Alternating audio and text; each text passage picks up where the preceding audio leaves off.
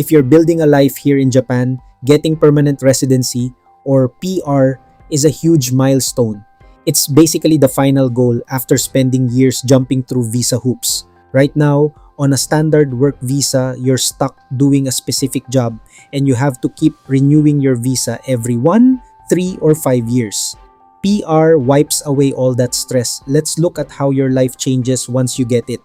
The everyday perks are actually pretty amazing. First off, banks will finally let you get housing loans with really low interest rates. Plus, your family members won't be stuck with strict limits on how many hours they can work. It basically proves to Japan that you are a stable, long-term local. And here's a big plus. If you chose to become a Japanese citizen, you'd have to give up your home country's passport. But with PR, you get to keep your original passport and easily travel the world. There is one catch though, something called an exit tax. If you are super wealthy and own more than 100 million yen in investments worldwide, holding PR means Japan might tax those investments if you ever decide to move away for good. Regular work visas don't have this tax trap, so jumping up to PR is a big choice if you have a ton of money invested. Now let's talk about the Japanese Immigration Office. Immigration puts everyone into different waiting lines. Depending on your job and lifestyle, you might have to wait 1, 3, 5, or 10 years before you can even apply. This timeline shows the fast track options. If you score really high on their point system, like 80 points, or if you make a very high salary, you can apply for PR in just a single year. If you have 70 points, or if you are married to a Japanese citizen, the wait is usually 3 years. After that, the lines get longer. Long-term residents and refugees wait 5 years.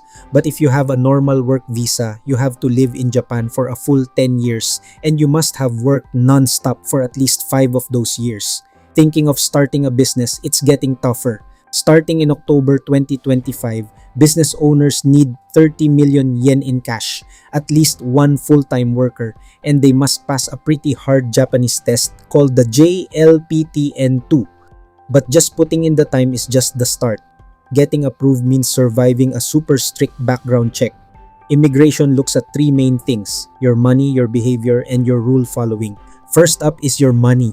Immigration wants to see that you make at least 3 million yen a year. That's the absolute bare minimum if you are single on a work visa. If you have a family, they look at your total household income, adding about 700,000 yen for every person you support.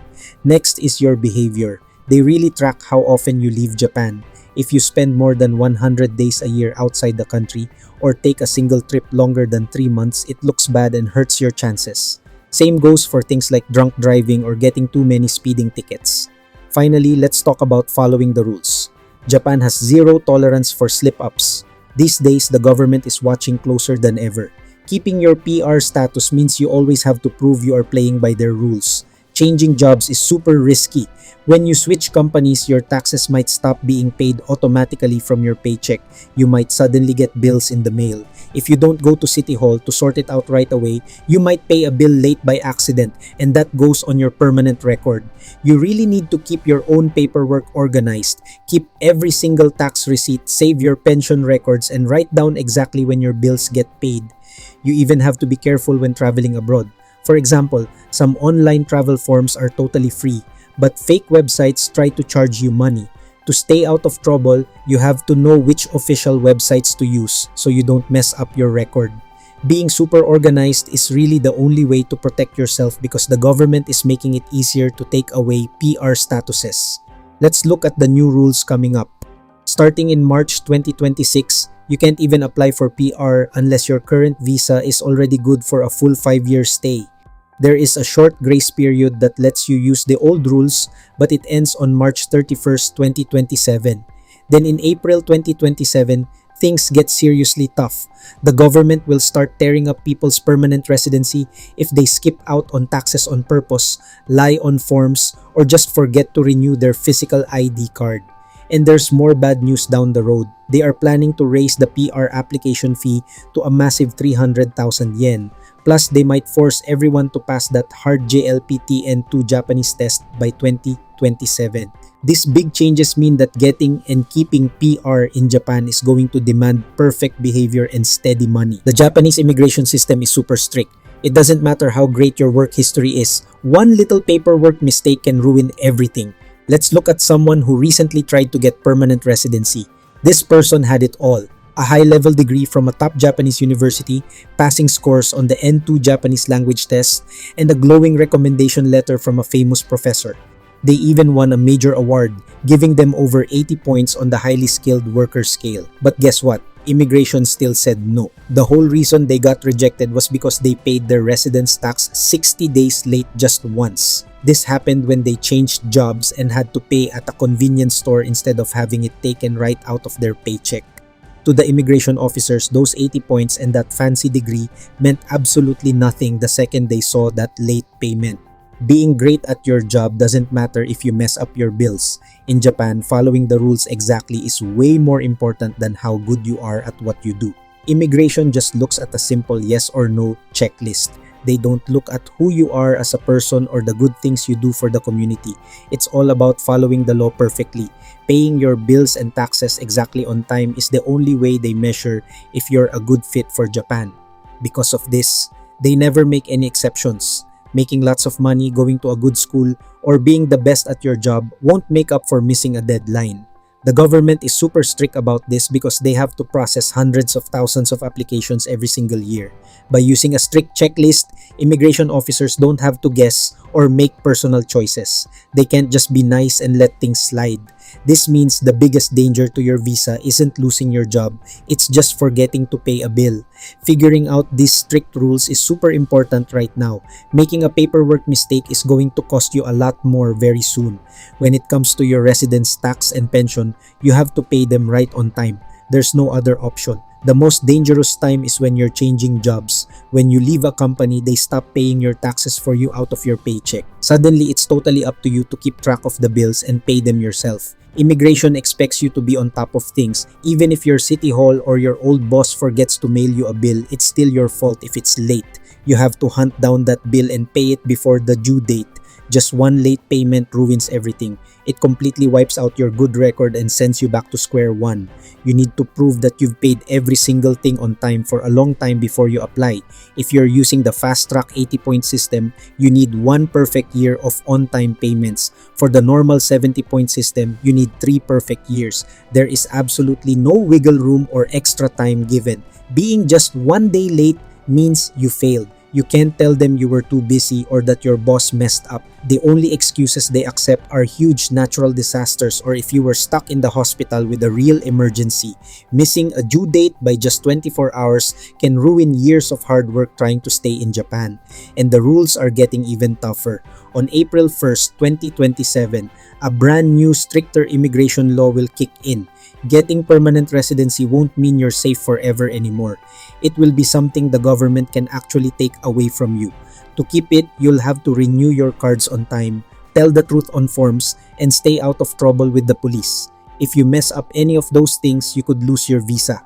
The new law lists exactly what will get you kicked out: skipping your taxes on purpose, forgetting to renew your ID card, lying on your applications, or committing a serious crime.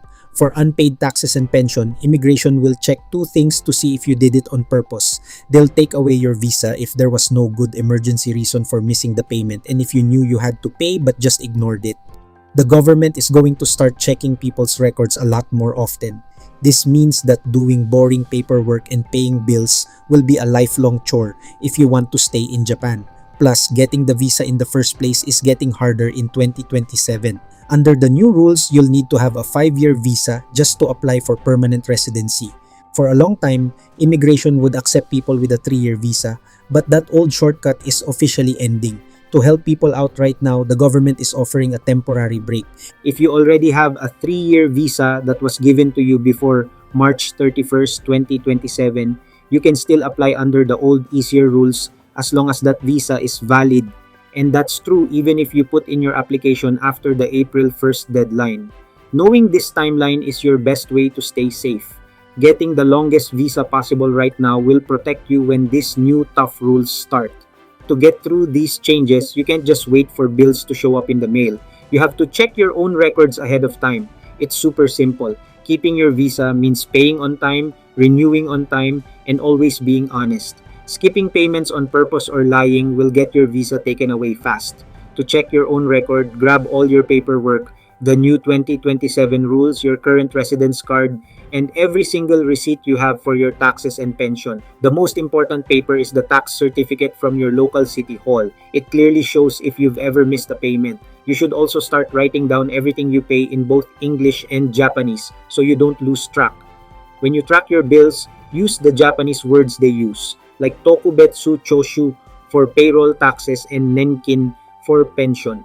Put all of this into a spreadsheet and set loud alarms on your phone calendar weeks before any bill is due. You have to be just as organized as the immigration office. Just throwing receipts in a drawer won't save you if the government checks your record. Step 1. Get that tax certificate from City Hall and double check every date you paid against the real due dates. Step 2 is the expiration check. Put an alarm in your phone calendar for exactly 2 months before your ID card expires. And if you have kids, pay attention. Anyone under 16 has to renew their card 6 months before their 16th birthday. Step 3 is a travel check. Make sure you understand how to register your trips when you leave Japan so they know you still live here. Fix any problems right away. Pay off any late bills before April 2027 and get official doctor's notes if you missed payments because of a hospital stay. To make things easy in the long run, ask your boss to start taking your taxes directly out of your paycheck again so you don't forget. In a system where being good at paperwork matters more than being great at your job, your best tool is staying organized.